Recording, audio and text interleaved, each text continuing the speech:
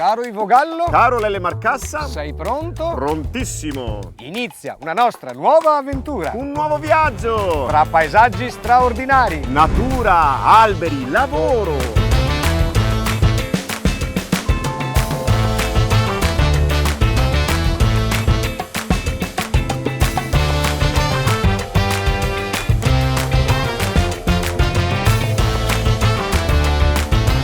Protagonisti dei nostri viaggi sono i luoghi che la storia e l'ambiente ci regalano. State con noi! Inizia la Racola.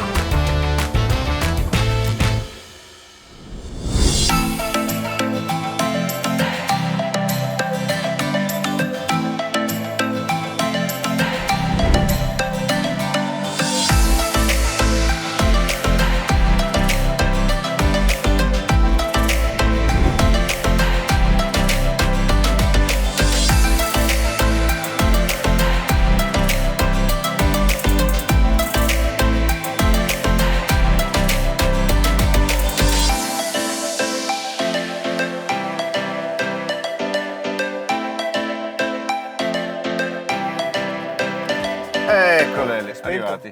Vai, Siamo arrivati? monta. Sì. Veloce. Però, Sono bravo, eh? ecco. Ecco. Dove sei? Qua. Dove sei? Dove sei? Ivo Gallo, Dimmi Lele Marcassa. sei contento? Contenti. Guarda, sono là. Dove... Anzi, scusa, rido perché... Dove ti ho portato? Siamo a Noventa Padovana, uno dei 3 comuni che visiteremo oggi, insieme a Vigonovo e Fossò, l'ultimo nostro viaggio lungo la splendida riviera del Brenta. Sei pronto? Prontissimo! Andiamo! Via! Come parli?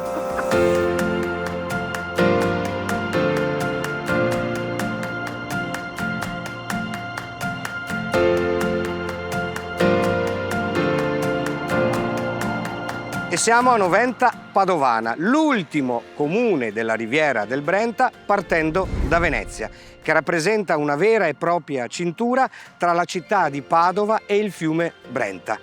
Nel 918 si scrive un documento in cui si parla di questo paese, il cui toponimo evidentemente deriva da nova o novale, termini latini che indicavano terre a nuova messa a coltura. Tra l'XI e il XII secolo c'è qui un importantissimo porto fluviale sotto il controllo della famiglia patrizia padovana dei Dalesmanini, i quali fanno costruire un castello che purtroppo nel 1300 Ezzelino da Romano distrugge. Si dice che in quel castello dimorò Isabella, moglie di Federico II, l'imperatore. Addirittura un documento del 1239 parla di un soggiorno di 2 mesi del sovrano che qui trovava luogo ideale per passare giornate serene e compiere lunghe battute di caccia.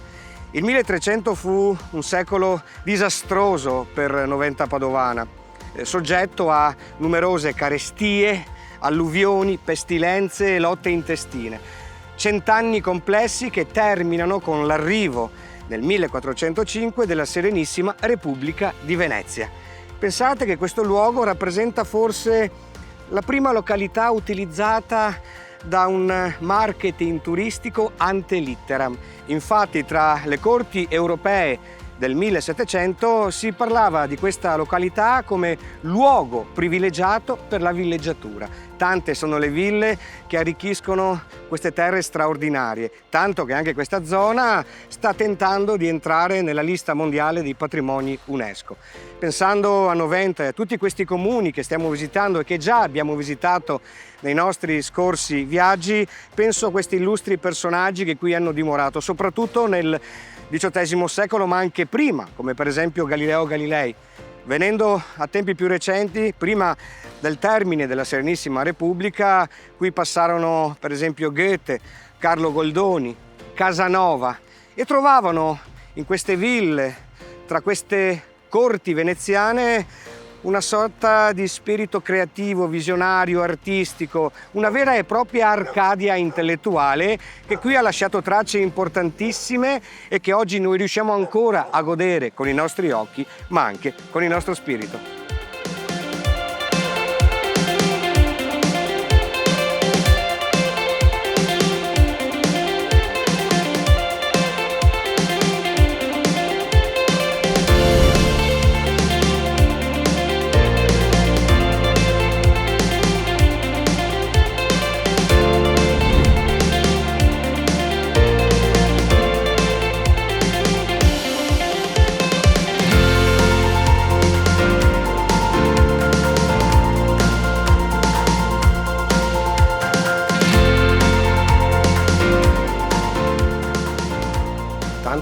ringrazio il sindaco che ci ha permesso di entrare in questi spazi davvero meravigliosi. Parlo piano, a bassa voce, per rispetto dell'immensità artistica che questo edificio contiene. Siamo all'interno del piano nobile, del primo piano, di Villa Grimani Valmarana. Si dice che venne costruita dove un tempo sorgeva il castello del 1200. In realtà è una storia mista leggenda. Comunque sicuramente c'era una fortezza con cui poi, attraverso l'utilizzo delle pietre, si costruirono questa dimora ed altre. La proprietà terriera di questa campagna a un certo punto passa sotto il controllo degli Erizzo e poi invece viene acquisito tutto questo spazio da Domenico Grimani, figlio di Antonio, già doge della Serenissima Repubblica di Venezia.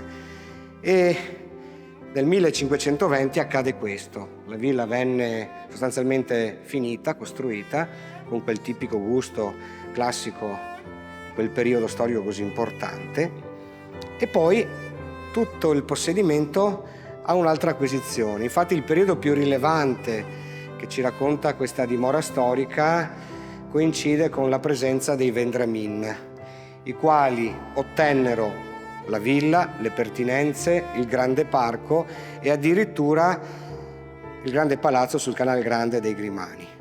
Famiglia molto, molto potente che nel 1762 decide di ammodernare tutta la villa.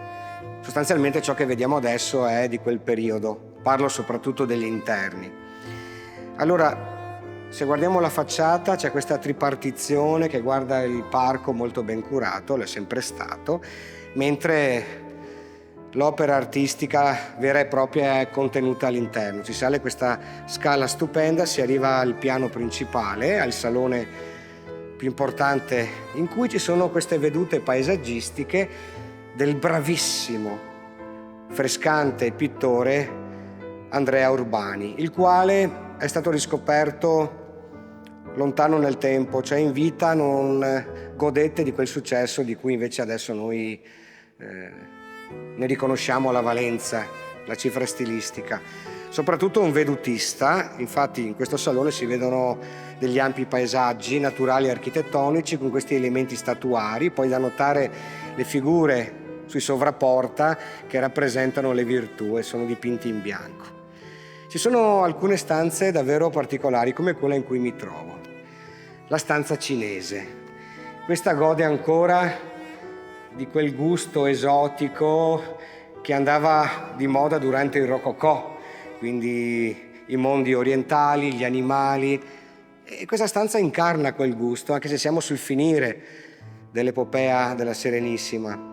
Forse chissà, quando i Vendramin scelsero questi temi e commissionarono l'opera a Urbani, forse erano un po', come dire, nostalgici della grande epoca medievale di Venezia, in cui Marco Polo tornò dopo decenni dalla Cina portando quel gusto e quell'unione tra Oriente e Occidente che visse il periodo più importante proprio tra 1200 e 1300. E forse c'è quel gusto che vuole ricordare la potenza della Serenissima.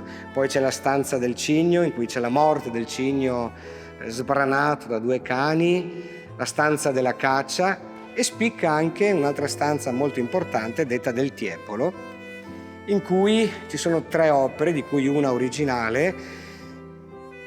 È una sorta di unione tra Urbani e il Tiepolo, cioè come si vedeva il classicismo durante il periodo di Giambattista Tiepolo e la natura, come la rivede e la ritrasforma Urbani, che è grande allievo del Tiepolo. La cifra più o meno la stessa.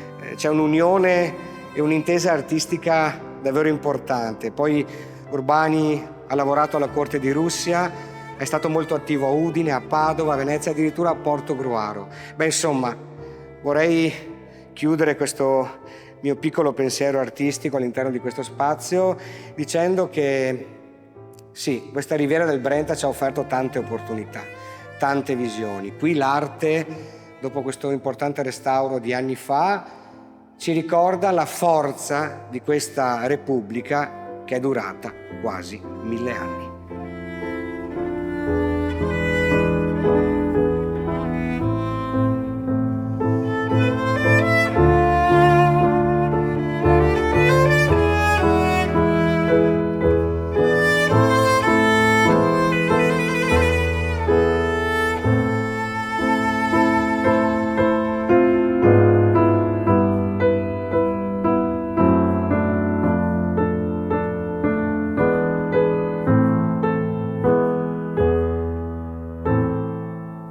Sarà difficile diventar grande prima che lo diventi anche tu. Tu che farai tutte quelle domande, io fingerò di saperne di più. Sarà difficile, ma sarà quel che deve essere. Butterò via i giochi, proverò a crescere. Sarà difficile chiederti scusa per un mondo che è quel che è. Io nel mio piccolo tento qualcosa, ma cambiarlo è difficile. Sarà difficile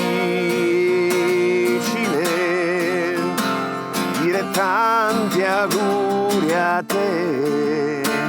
Ogni compleanno vai un po' più via da me. E a modo tu andrai, a modo tu camminerai e cadrai, ti alzerai sempre a modo tuo. E a modo tu andrai, a modo tu camminerai e cadrai, ti alzerai sempre a modo tuo.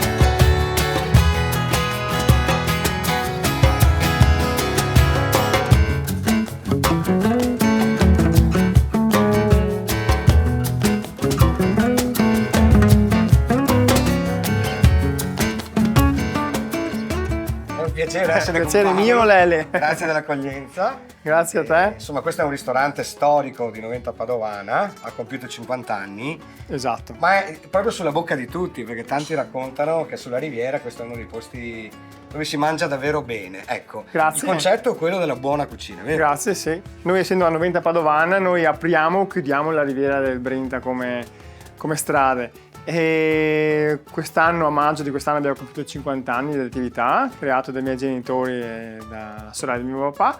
Poi io con mia sorella e mio fratello abbiamo continuato l'attività di ristorazione. La famiglia Piovanna. La famiglia Piovana, siamo una bella squadra, una bella famiglia, anche numerosa, e abbiamo anche un bel team numeroso, affiatato, giovane, con il quale grazie a loro possiamo creare, Questi piatti gestire la straordinari. nostra cucina. Peraltro, Noventa Padovana è famosa per il folpo.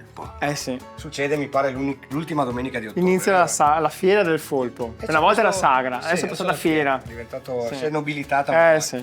E quindi tu hai ben pensato, visto che siamo a Noventa Sì. Padovana, a casa tua, di prepararci anche un folpo. Esatto, abbiamo preparato Qua. il tipico folpo della fiera del folpo, ossia il moscardino. Sì. Il piccolo moscardino che per essere consumato giustamente alla fiera del folpo dovrebbe essere non più grande di un palmo di una mano, piccolo. come grandezza.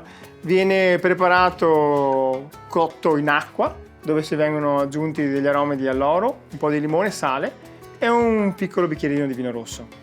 Lo si lascia andare. Lo si lascia andare per 45 minuti, un'ora a temperatura media, non deve mai bollire forte, poi si fa raffreddare. Se il moscardino è più piccolo, anche un po' meno, e poi si lascia raffreddare nella loro pentola. Questa è la tipica pentola della cottura del folpo. Poi, Una volta che viene raffreddato si taglia su un tagliere, si aggiunge dell'olio aromatizzato con il prezzemolo, poi si accompagna con del crostino caldo, cotto alla brace oppure in padella o in salamandra, e stuzzica dente e si mette in centro al tavolo e si condivide insieme. Ovviamente cosa si può bere? Si può bere un Lugana o un Chardonnay, ma noi preferiamo sempre bere Quindi vino bianco. una bollicina. Poi c'è un piatto coloratissimo, sembra Poi abbiamo- quasi una piccola opera d'arte. Abbiamo creato appositamente per il mese l'autunnale, per il menù d'autunno e autunno-inverno, temperature più fredde, quindi si serve un piatto un po' più caldo. Quindi abbiamo creato una carbonara di folpo con bigoli boccadoro. Cosa vuol dire? Che si crea una crema di patate topinambur, viene frullato tutto insieme e assieme a questa crema aggiungiamo i bigoli boccadoro, che sono dei bigoli fatti con le uova di gallina delle nostre campagne. Verrebbe a dire gallina padovana. La gallina, sì. A Padova, quindi gallina padovana. Vengono cotti, poi tagliati in piccoli segmenti, come piccoli quadratini, aggiunti alla crema. Viene aggiunto il folpo cotto tradizionalmente e tagliato dove lasciamo la chela intera. Le 8 che le lasciamo intere, quindi si vedono. Viene messo il crescione, una crema di uovo, una spolverazione di pepe e ovviamente il guanciale affumicato e aromatizzato al pepe. E questo dà appunto avvicina alla carbonara. Avvicina alla carbonara tradizionale, quindi creiamo un gusto deciso e forte della pancetta, delicato e un po' anche sul dolciastro della crema di patate col topinambur, il sentore del folpo, perché si deve sentire il folpo, e un po' quel gnocchetto che viene dato dalla consistenza del bigolo tagliato a quadretti. Ma che fame mi sta venendo, caro Paolo! E poi ci sono questi... E poi lo accompagniamo alle stuzzichine, esatto, facciamo vedere si cucina alla brace il moscardino, il folpo piccolino, lo cuciniamo, prima viene lessato, poi viene cotto velocemente alla brace, spolverato di prezzemolo, infilzato in uno stuzzicadente e servito al tavolo su questo ciottolo di legno, accompagnato alla carbonara di folpo. Cucina buona, voi fate cucina buona, però è anche bella da vedere, no? Sì, deve essere. Una volta che abbiamo raggiunto la bontà nel piatto, creiamo la cromaticità del piatto. Allora, io vorrei fare un bel brindisi con Paolo, questo giovane chef davvero creativo, salutando anche tutto il tuo staff che ti aiuta. Salutiamo tutto il nostro staff. In cucina e poi tutta la tua grande famiglia che da 50 anni portano avanti il sapore, il gusto di questa zona della Riviera del Brenta, lo fanno con grande stile, ma soprattutto creando piatti buonissimi. Evviva! Grazie, viva!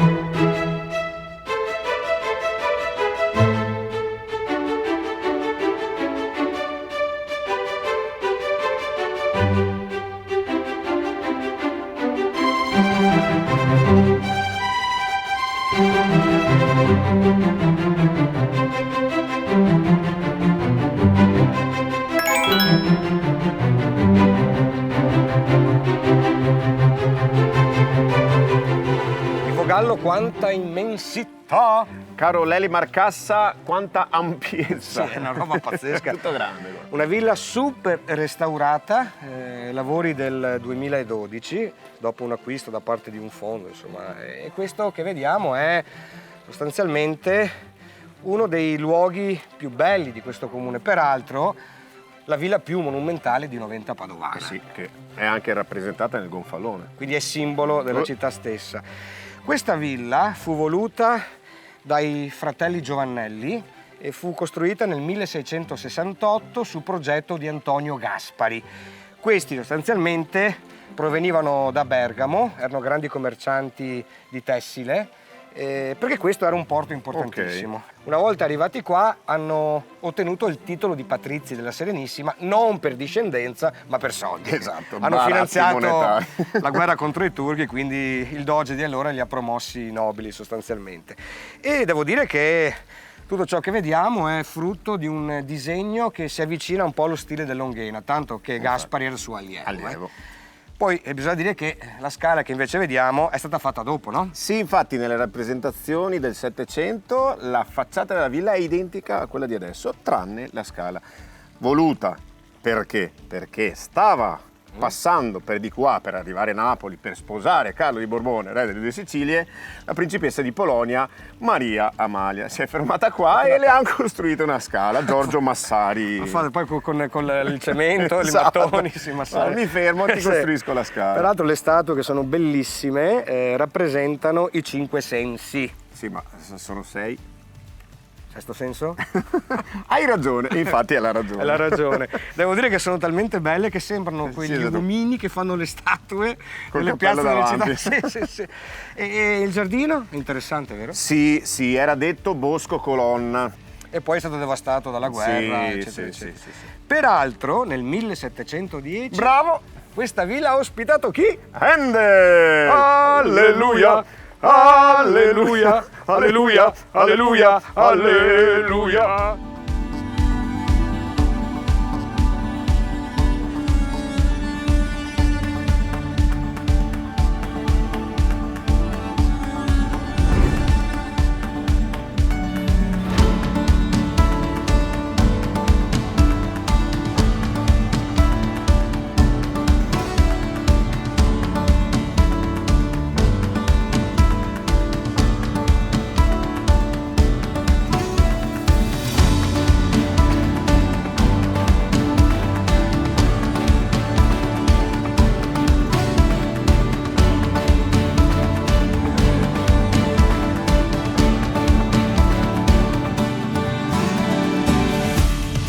Sono appena imbarcato davanti alla stupenda Villa Giovannelli.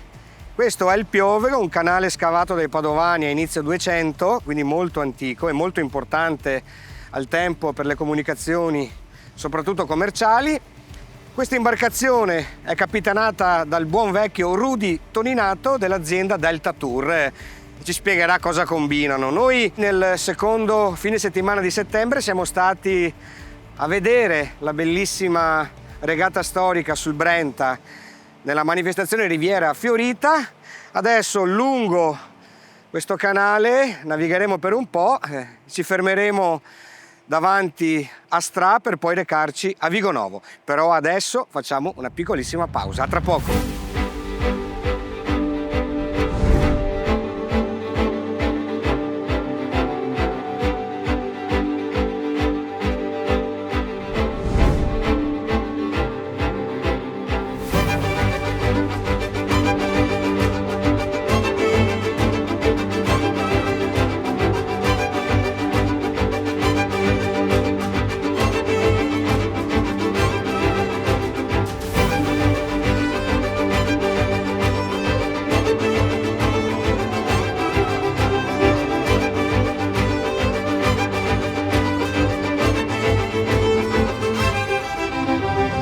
Devo ammettere che mi trovo in una situazione straordinaria.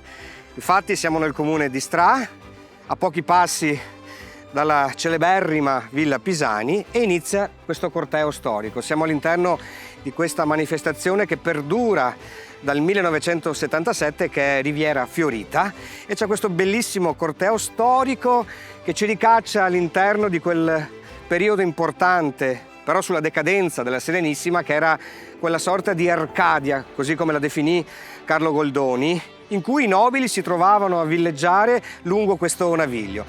Questo momento è ricostruito proprio in questa manifestazione che si svolge ogni anno nel secondo fine settimana di settembre, e il corteo acqueo è formato da questa grande, popolazione in costume che ci fa rivivere quel momento storico, ma soprattutto c'è anche la presenza delle famose imbarcazioni che gareggiano la regata storica di Venezia. Quindi un momento che ci fa rivivere lo splendore della Riviera del Brenta, che ricordo sta per iniziare il percorso per entrare nella tentative list come patrimonio UNESCO. Quindi oggi riviviamo in questo inizio di settembre una manifestazione che ha percorso molti anni e che ci permette ancora una volta di rivivere quegli antichi fasti che hanno fatto grande Venezia, ma tutto il Veneto.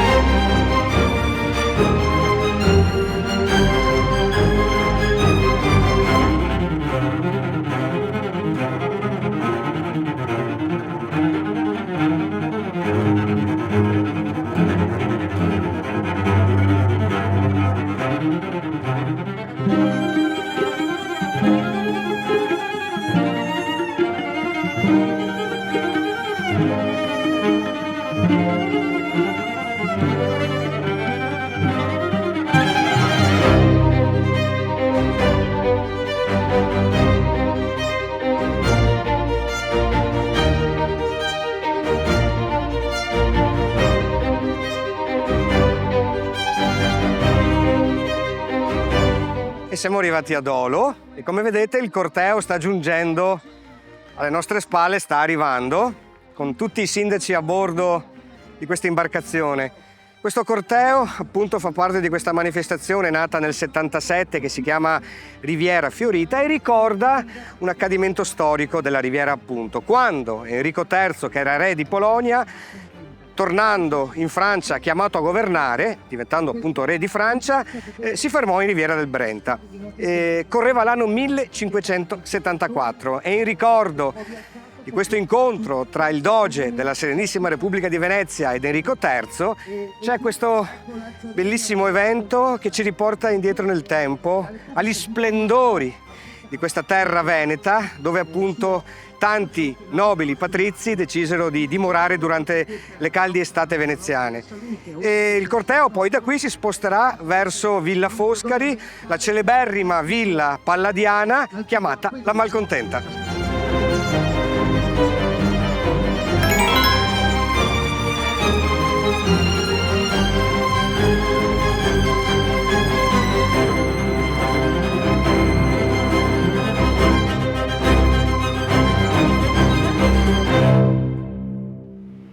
Che piacere ritrovare Rudy. Ciao Lele, benvenuti a bordo tutti. Grazie, è sempre gentilissimo. Ci mancherebbe. E i tuoi occhi, i tuoi chiari occhi ci trasferiscono la tua passione per questo lavoro. Un uomo che naviga su dei fiumi azzurri come questi non poteva avere che l'occhio azzurro, Sì. dico io. Comunque, no, ho veramente il piacere di portarvi oggi a vedere questo percorso fluviale che è un percorso che è bagnato da tantissima storia. E per capire un po' l'importanza del fiume Piovego, oggi noi ne stiamo percorrendo solo 8 km, quelli che collegano Padova, Noventa Padovana a Vigo Novo, e bisogna fare un salto indietro nel tempo di circa 900 anni, Addirittura. anzi abbondanti. Calcola che tutto questo nasce nel 1182 quando a Este, Monselice, si decise di scavare il canale Bisatto per collegare appunto Monselice a Battaglia Terme. Da lì poi i carraresi capirono l'importanza del trasporto della trachite lungo questi corsi d'acqua. Calcola che Venezia è stata appunto costruita in parte in trachite, in parte in pietra bianca d'Istria. E quindi questi barconi che navigavano i fiumi dovevano trasportare questo materiale dai colli verso Venezia. Quindi prima il canale Bisatto, poi nel 1205 completarono il canale Battaglia, quindi arrivarono a Padova. Sì. Poi appunto Coniugani, Padova. Coniugani in Padova, carraresi vedendo la fruibilità, l'eccezionabilità di questi corsi d'acqua nel trasportare le merci, nel 1207 scavarono il canale Piovego, Questo? che è questo. Sì. Questo. Poi ebbe più interventi di rifacimento, di ridimensionamento, che sia ben chiaro, però nasce il canale proprio per permettere la navigazione commerciale delle merci. Ovvio che oggi ci troviamo un panorama meraviglioso, capendo poi l'importanza delle vie d'acqua, i veneziani risalirono dal mare verso la terraferma costruendo le loro bellissime ville venete. Abbiamo appena visto Villa Giovanella Colonna, che vi fa capire quanto valore aveva il corso d'acqua per i veneti e per la regione del Veneto e per i veneziani.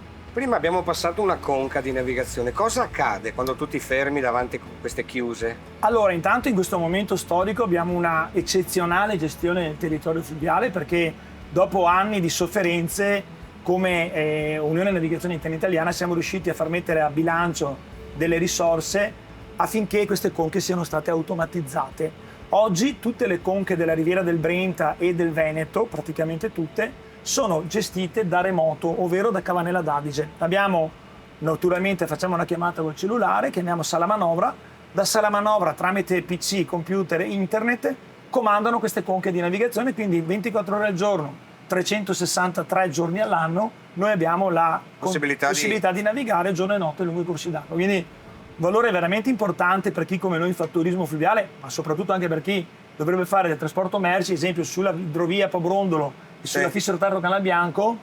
Quando sei andato a Fratta ti sei affacciato ad un corso d'acqua che noi navighiamo, lì c'è una grande importanza di trasporto delle merci e quindi avere la garanzia di navigazione giorno e notte è fondamentale per garantire il trasporto di questi anche mezzi pesanti, merci importanti.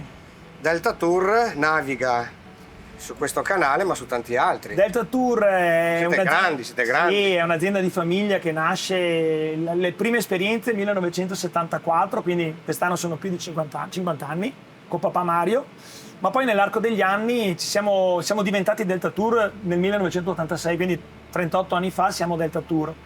E da lì siamo cresciuti abbastanza, abbiamo ormai imbarcazioni disseminate in quello che è il territorio Veneto soprattutto, abbiamo delle barche a Padova, sulla Riviera del Brenta, sul Delta del Po, anche a Mantova arriviamo, quindi veramente abbiamo fatto un grande lavoro di promozione di questo territorio. Ovviamente sul sito di www.deltatour.it trovate la flotta, trovate i programmi, trovate quelle che sono le nostre proposte di navigazione. Poi tu puoi prenotare con un gruppo di persone. Sì, ovviamente si può prenotare anche una singola persona, magari trova la data che siamo in navigazione, quindi si può prenotare anche una persona. Ovvio che puntiamo ad avere gruppi numerosi, oggi voi siete un po' di gruppone, quindi veramente è un piacere avervi a bordo. Lui è molto gentile, molto bravo, preparatissimo, perché potrebbe raccontarci la storia del padovano barra veneziano, ma anche della zona di Rovigo, quindi del Delta del Po. Potremmo stare qua a chiacchierare per ore. Poi salite a bordo con Rudy, vi offre un prosecco, insomma, gli stranieri, gli OCG, di quello buono. Quello buono. Gli americani, i turisti stranieri possono ammirare ciò che un tempo è stata la storia arcadica di tutta questa terra, che un tempo serviva a livello commerciale, poi per il trasporto dei nobili veneziani dalla laguna, dal Canal Grande verso le dimore di villeggiatura. Tutto questo, famoso Burchiello, ti ricordi? Famoso Burchiello. Noi siamo su un immaginifico Burchiello capitanato da Rudy e ci trasferiamo verso Vigonovo. Io ti ringrazio a manetta. Grazie mille, Lele.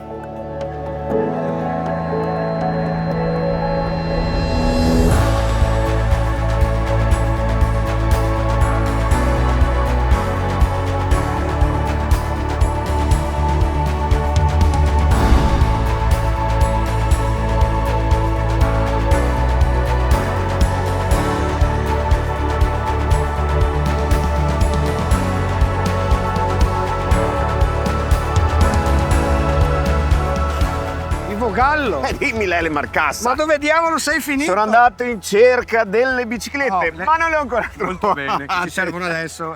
Ma... Allora, siamo innanzi alla sede municipale di Vigonovo, peraltro una sede prestigiosa. Questo è Palazzo Zanon, progettato nel 1875, Bravo. proprio dall'ingegner Ermenegildo Zanon, e poi venne ultimato nel 1890. Famiglia importante per questa realtà, lui fu un benefattore, tanta era la passione e il cuore che ci metteva in questa comunità.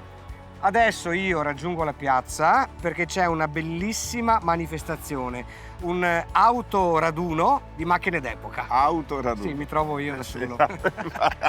Io vado, continuo la mia ricerca delle biciclette. E ci vediamo dopo. Però Spero di trovarle. ok. Sì, ce la farò. Te lo Tra prometto. poco, ciao.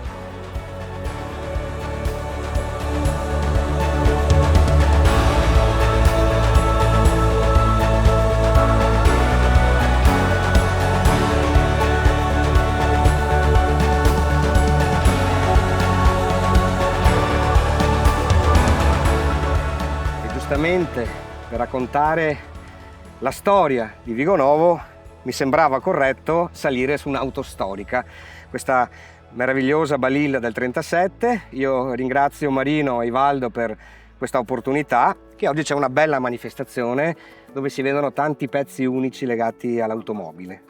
E Vigonovo è un luogo davvero molto bello e si trova nel lembo più estremo della riviera del Brenta. Il nome è facilmente identificabile da Vicus Novus, anche se in precedenza si chiamava Sarmazza. Questo perché ci fu un'invasione nel V secolo dei Sarmati che occuparono quest'area. Il primo documento che attesta questo nome, che parla di Vigonovo, è del 1035, subito dopo l'ondata invasiva degli Ungari. Vigonovo è un paese comunque che ha una storia ben più lunga. Ci fu infatti un importante ritrovamento di una necropoli del III secolo a.C.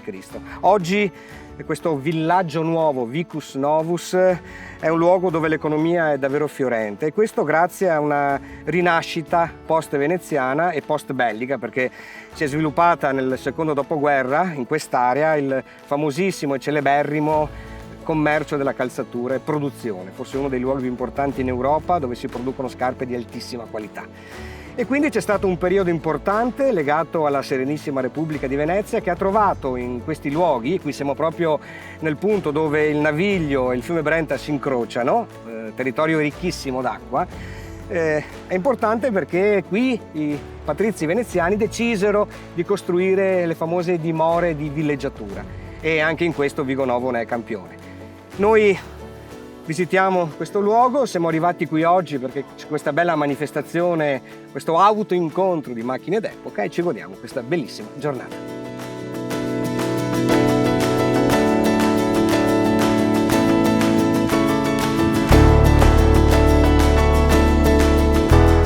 Gallo. Hai visto l'Ele Marcassa? Trovate. Sì, Sì, ma che poi... eravamo- esatto, ci davanti alla mancherebbe. chiesa. 10 metri. Andate in giro dappertutto, erano qua, era semplicissimo. Questa e-bike, E-bike. noi facciamo un bel giretto, questo è un servizio di bike sharing, c'è un'app, uno arriva qua, si piglia la bici, la sblocca e parte. Andremo al parco Sarmazza in un tratto dell'idrovia, la famosa idrovia iniziata negli anni 60. Adesso vediamo cosa c'è che ci attende. Pronto? Io prontissimo, tu? Andiamo. Via. Vai, idrovia. Via, Via. via, Idro. e-bike. Vai, ti seguo. Bravo. Dove vai, mio?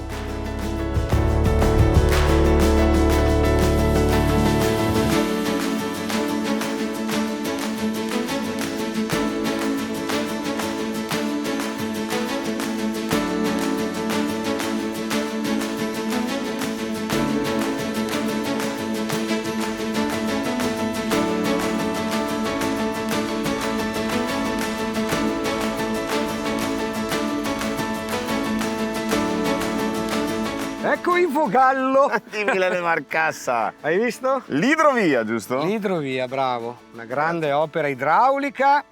Cominciata negli anni 60, se non sbaglio, vero? Sì, però non terminata. Ah, Già, peccato. manca un piccolo pezzo, però se la completano, ce l'auguriamo, potrebbe essere davvero utile. Perché congiunge la zona industriale di Padova con Marghera.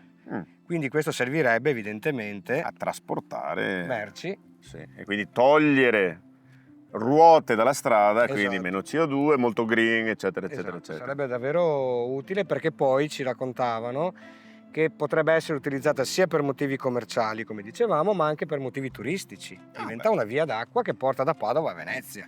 E se non sbaglio anche per motivi logistici, cioè il Bacchiglione potrebbe, in caso di alluvioni, Sì, che come già accaduto. purtroppo negli ultimi anni vanno di moda, scaricare L'acqua lungo qui, sì. che poi questa va sul Brenta, va a mare, insomma, oppure questa va in laguna, sarebbe uno scolo importante in caso di emergenza. Noi adesso, con la bici a pedalata assistita, si prosegue lungo questo percorso, arriveremo a Villa Sagredo e passeremo per il bel parco Sarmazza, dove poi la comunità è nata. Vigonovo nasce proprio in questa. Ah, ok. Ok? Verso il parco? Sì, Via. andiamo. Bici, bici.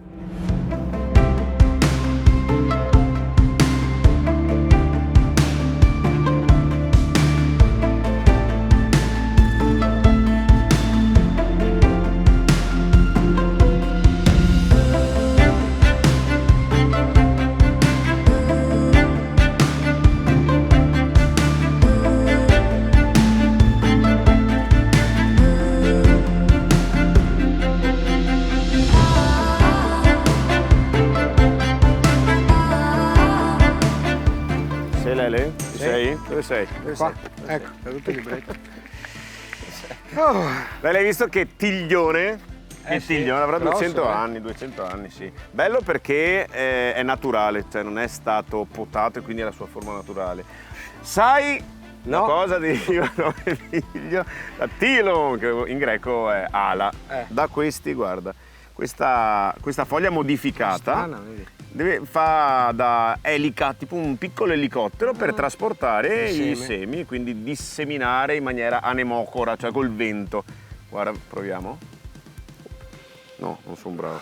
Vabbè, comunque il vento passa e lei dissemina. gira, no? Non abbraccerò quest'albero in questo nostro viaggio perché c'è un altro tiglio molto interessante che mi sta aspettando. Bravo! Hai visto? È partita, elicotterino. Andiamo in villa? Villa, Vai, villa. villa.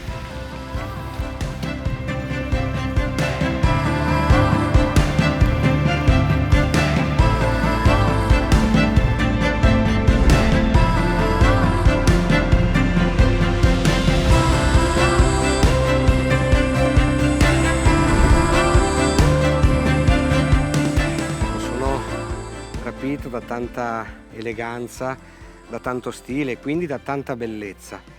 Ci troviamo innanzi a Villa Sagredo a Vigonovo. E dobbiamo pensare che nel XV secolo Venezia smette con gli interessi legati al mare e alla laguna per spostarsi verso la terraferma. Da lì in poi inizierà l'avventura dello Stato da terra.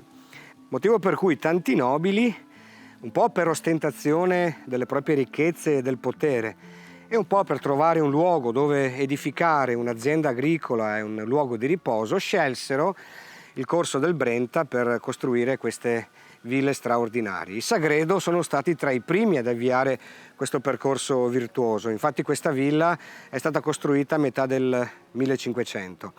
Quindi siamo in pieno Rinascimento e la famiglia Sagredo era una delle famiglie più importanti, più potenti della Serenissima. Ce lo ricorda ancora quel palazzo straordinario che si trova sul Canal Grande e ovviamente questa dimora così preziosa. I Sagredo diedero i natali a un ambasciatore, un patriarca e pure a un doge. E forse tra tutti il più illuminato era Francesco Giovanni Sagredo, il quale amava ospitare su questi spazi i grandi intellettuali e artisti del tempo, una sorta, come già abbiamo detto, di Arcadia, di intelligenza.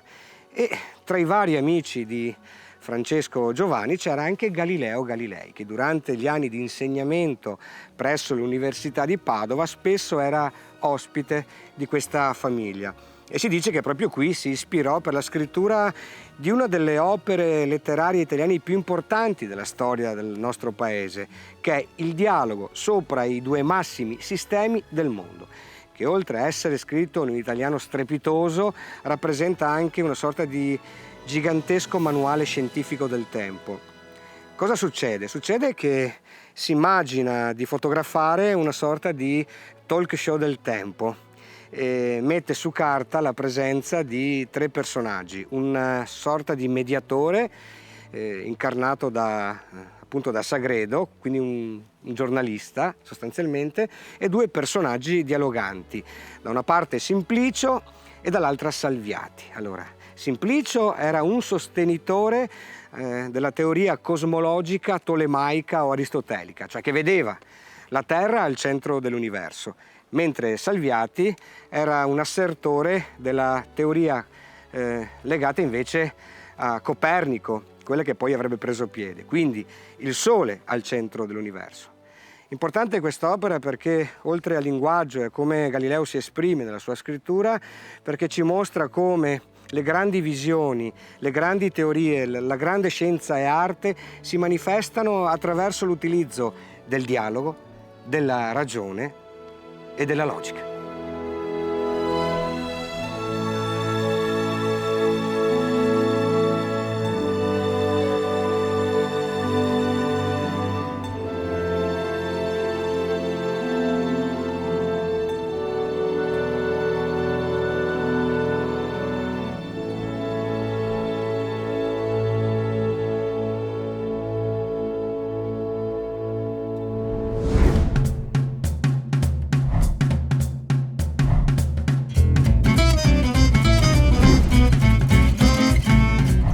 Piacere trovarmi qui con Vladi Rigato perché è un nostro compagno di viaggi. Non l'avete mai visto, ma perché non è venuto a camminare con noi, ma ci ha permesso di camminare perché ci ha cucito, a me e al mio caro amico Lele, le scarpe addosso, che ovviamente in ognuno dei nostri viaggi potete rivedere.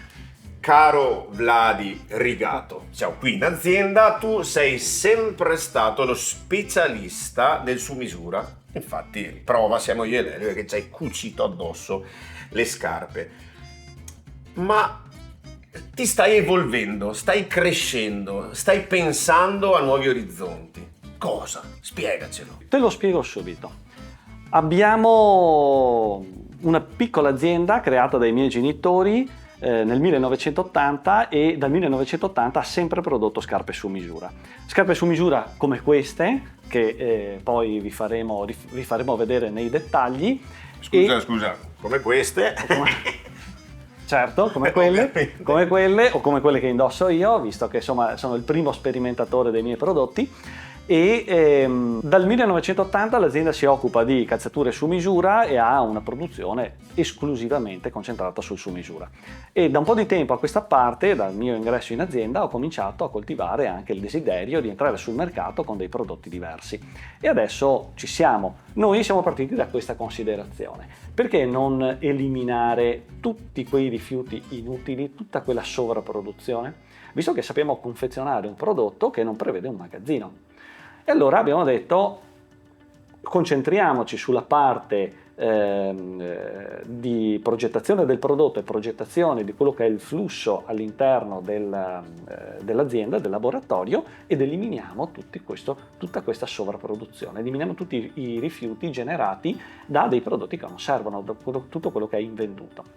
Ed è nato appunto un prodotto nuovo, una ballerina. E infatti da sempre tu usi materiali di altissima qualità e continui ovviamente assolutamente, perché uno degli aspetti che riguarda la sostenibilità, oltre alla produzione di rifiuti, è anche quella della durabilità del prodotto o della possibilità di andare a riparare un prodotto che si è consumato. Un prodotto come questo, se uno pensa di produrlo in modo tradizionale, deve andare da un suolificio e comunque farsi confezionare un certo numero di suole, mentre la nostra idea è di produrre solo quello che serve quando serve, perché solo così possiamo assicurare la minimizzazione, l'ottimizzazione della produzione ed eliminiamo i rifiuti, tutta quella parte di rifiuti che non servono.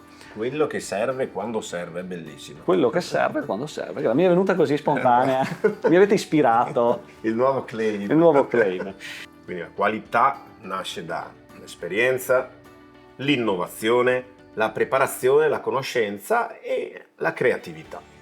Quindi Vladi è proprio l'emblema dell'artigiano che con le sue mani crea dell'arte che racchiude tutte queste cose insieme, e tutte queste cose insieme mi hanno fatto voglia di imparare a fare qualcosa. Andiamo allora. Sì? Andiamo. Possiamo? Perché da bravo veneto non esiste un veneto che non metta le mani in pasta. Andiamo a lavorare. Andiamo in laboratorio. Andiamo?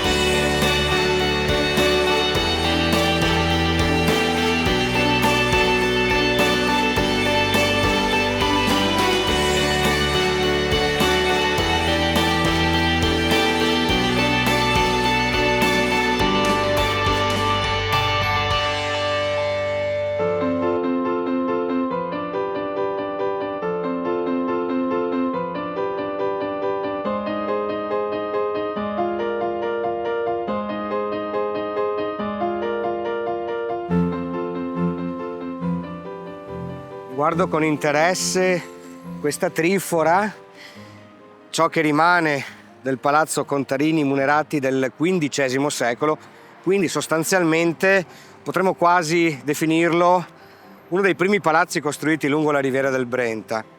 Questo è diventato un monumento alla memoria storica della comunità di Fossò, dove siamo arrivati adesso. E devo dire che Fossò ci stupirà, un contesto territoriale particolarmente fertile che ha dato la possibilità di coltivare piantagioni di mais, soia e grano. Il toponimo probabilmente deriva da Fossatum, che sta a indicare un ramo minore del fiume Brenta. Il primo documento ufficiale che ci parla di Fossò è del 1025 ed è sostanzialmente una compravendita dell'imperatore Corrado, detto il Salico, che accade lungo le sponde di questo fiume. Non è mai stata interessata questa comunità dalle battaglie cruente tra padovani e carraresi, però si dice che la prima comunità stabile si sia assestata qui nel IV secolo a.C. e questo grazie al ritrovamento di un bronzetto da parte dello storico Diego Mazzetto, che fra poco incontreremo. E quindi tutta questa terra ha poi avuto un grande risveglio economico molto importante nel Novecento, perché qui nascono i primi maestri della calzatura ed oggi rappresenta la parte centrale quasi di questo grande distretto famoso in tutto il mondo. I più grandi marchi del lusso hanno sede produttiva proprio qui nel comune di Fossò, che ora visitiamo.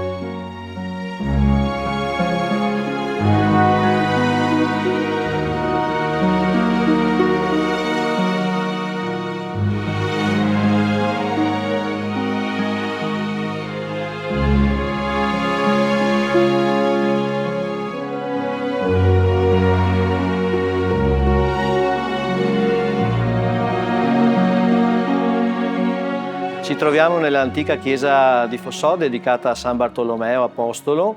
È una chiesa molto antica che ha le sue origini agli anni 1097 per l'esattezza, e la lapide che testimonia la sua consacrazione è del 1335 ed è visibile all'interno della chiesa. È una chiesa molto cara al popolo di Fossò, nonostante abbiamo anche un'altra chiesa più grande che è stata edificata agli inizi del Novecento. Qui si trovano tutte le memorie dei nostri antenati e custodisce due opere d'arte importantissime, sicuramente di importanza primaria. C'è l'ultimo dipinto di Alessandro Longhi, è un'opera che proviene da Venezia ed è stata portata da Don Luigi Stiore, parroco di Fossò, che nel 1833 l'ha portata dalla parrocchia dei Santi Pietro e Paolo, dove lui era praticamente nato. Ecco, questo dipinto non è il migliore di questo grande artista, considerato il massimo ritrattista del Settecento veneziano, figlio del più celebre Pietro, e raffigura appunto la sua, si può dire, la sua ultima opera, dove lui era piuttosto vecchio, ed è una testimonianza, quasi una sua eredità che ha voluto lasciare alla comunità di Venezia, creando questa piccola pala che raffigurava appunto il Sacro Cuore di Gesù con i santi Filippo Neri e San Luigi Gonzaga.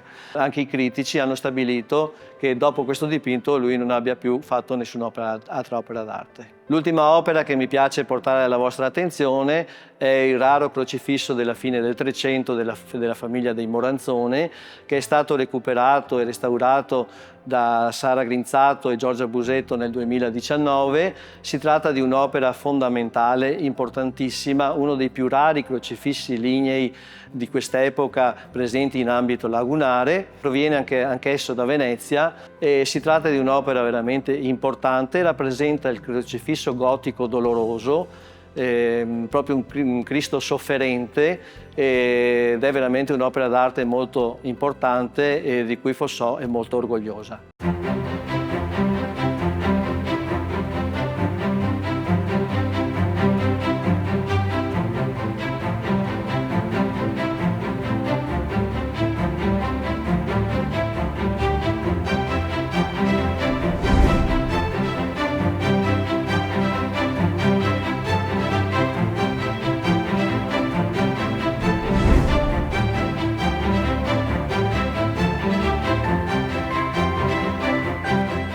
Piacere essere qui con Roberto, grazie dell'accoglienza intanto, della gentilezza, perché ci ha fatto entrare in questo spazio molto importante per questa comunità di Fossò, perché qua insomma si è lavorato per decenni e decenni, quindi era una realtà produttiva ma molto antica, insomma le radici sono profonde. Cos'è successo qua e cosa si faceva?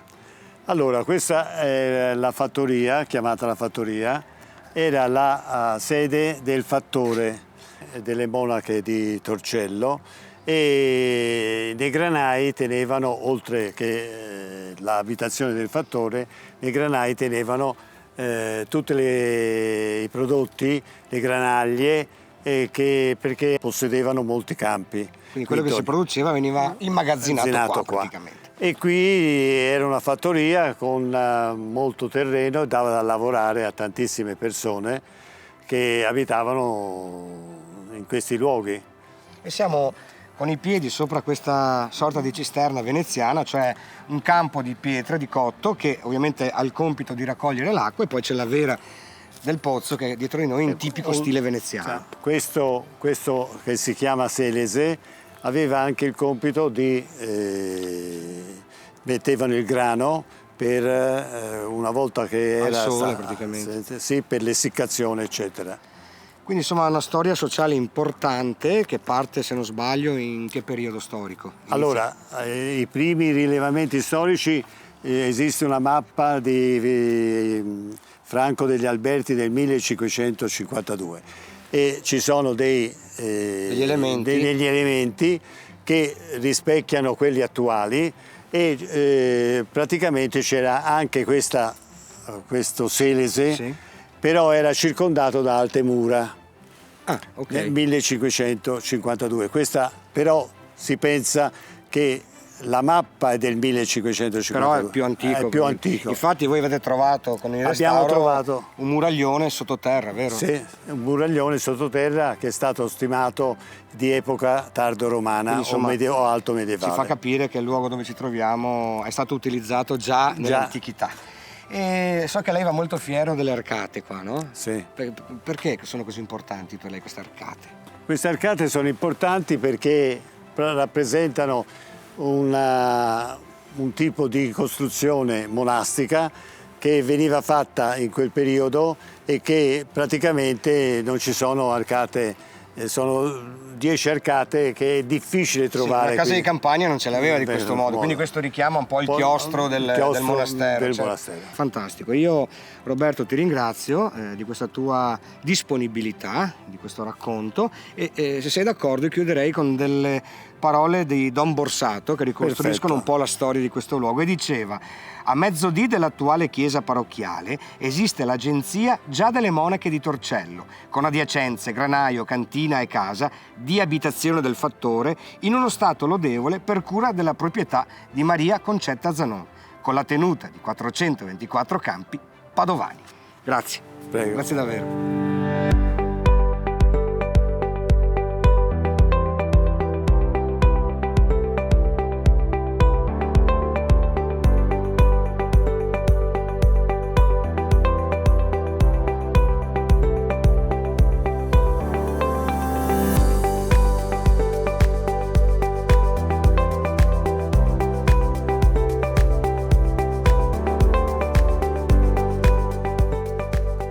promesso che avremmo incontrato un altro tiglio. Prima abbiamo detto tiglio da Tilom, ala, perché forma questi elicotterini che portano in giro i suoi semi.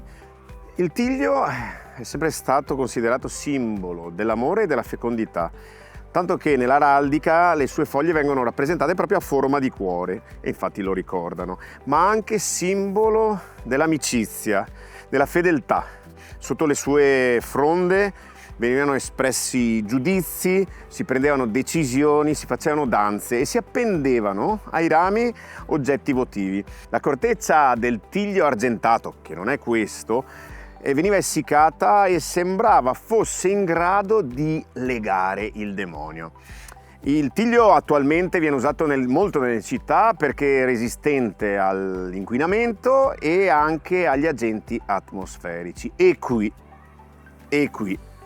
viene fuori il perché della particolarità di questo tiglio. Piantato nel 1894, il 17 agosto del 23 ha subito l'influenza negativa di una forte tromba d'aria, di una grandinata, e si è spezzato a metà. Io sono nella parte frontale, dietro manca proprio una metà dell'albero, di questo alberone. Quindi simbolo di resistenza, di perseveranza, di forza. E proprio per questo ora lo andrò ad abbracciare, perché abbracciare un albero porta fortuna, ma soprattutto ti allunga la vita.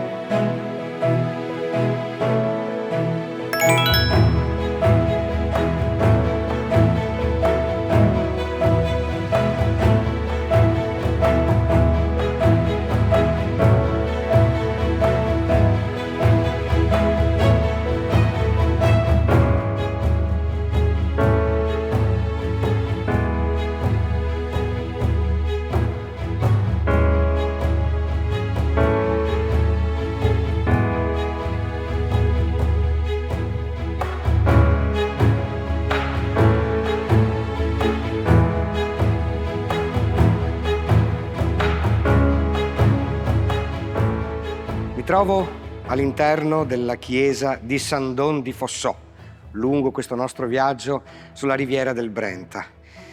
Questa chiesa è dedicata a San Giacomo Apostolo e gli archivi ci dimostrano che questo luogo di culto era già presente durante il 1200. Evidentemente faceva parte delle pertinenze e delle proprietà delle monache di San Giovanni Evangelista di Torcello. Lo stile è semplice, quindi romanico, piuttosto scarno. All'interno ci sono 3 altari, io mi trovo innanzi a quello principale, l'altar maggiore. Una chiesa importante per questa comunità che vide un grande restauro e un ampliamento durante il XVIII secolo, con l'aggiunta poi nel Novecento, in particolare nel 1927, di alcune decorazioni pittoriche. Ma ciò che colpisce l'attenzione quando si entra sono innanzitutto una pala del Pellizzari del 1568 che rappresenta il Cristo in croce con Sant'Antonio e Santa Marta. Santa Marta che in questo quadro sta compiendo un'azione particolare. Siamo abituati a pensare che San Giorgio ha ucciso il drago con la spada. In realtà anche Santa Marta uccise il maligno, però attraverso l'utilizzo dell'aspensorio, gettando sul corpo del drago dell'acqua santa, dell'acqua benedetta. E poi, sempre su questa pala, se si presta bene attenzione, si nota sul fondo ciò che era un tempo l'antico borgo di Saint-Don con la luce del tramonto. Altra opera davvero importante e preziosa è la Madonna Addolorata, scolpita dal grande Giuseppe Bernardi, maestro di Antonio Canova. Si sta per chiudere questo nostro viaggio, io raggiungo Ivo Gallo e finiamo la nostra terza avventura lungo questa riviera delle meraviglie.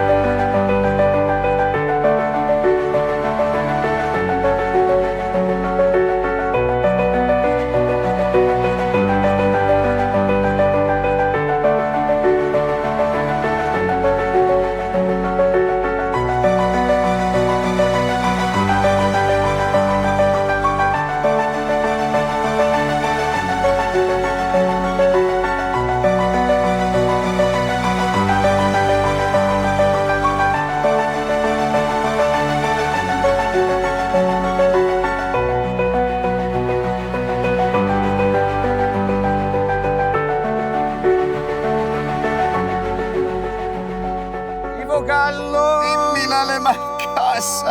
Sei contento? Contentissimo! Finisce la nostra terza avventura alla scoperta della meravigliosa riviera del Brenta. Abbiamo visitato in questa puntata i comuni di Noventa Padovana, Vigonovo. e Fossò, e qui chiudiamo la nostra avventura. Sensazioni positive? Positivissime! Se sei d'accordo, chiudo con alcune parole del buon vecchio Galileo Galilei, prese dal dialogo sopra i due massimi sistemi del mondo, e diceva: io per me reputo la terra nobilissima e ammirabile per le tante sì diverse alterazioni, mutazioni che in lei incessabilmente si fanno. E qual maggiore sciocchezza si può immaginare di quella che chiama cose preziose le gemme, l'argento e l'oro, e vilissime la terra e il fango? E come non sovviene che quando fosse tanta scarsità della terra quanto è dei metalli più pregiati, non ci sarebbe principe alcuno che volentieri non spendesse diamanti, rubini e 4 carrate d'oro per aver solamente tanta terra per piantare in un piccolo vaso un gelsomino e vederlo nascere e crescere? Da Ivo Gallo Ma soprattutto da Galileo Marcassa. si chiude questa nostra avventura. Se vorrete, ci vediamo ancora nella prossima puntata. Ciao a tutti e grazie. Tutti sul Brenta a batterci le mani, a mettere le bandiere sui balconi. Sono arrivati i re dei ciarlatani, i veri quindi sopra il carrozzone. Venite tutti in piazza fra 2 ore, mi riempirete gli occhi di parole, la gola di sospiri per amore, e il cuore farà 3000 capriole.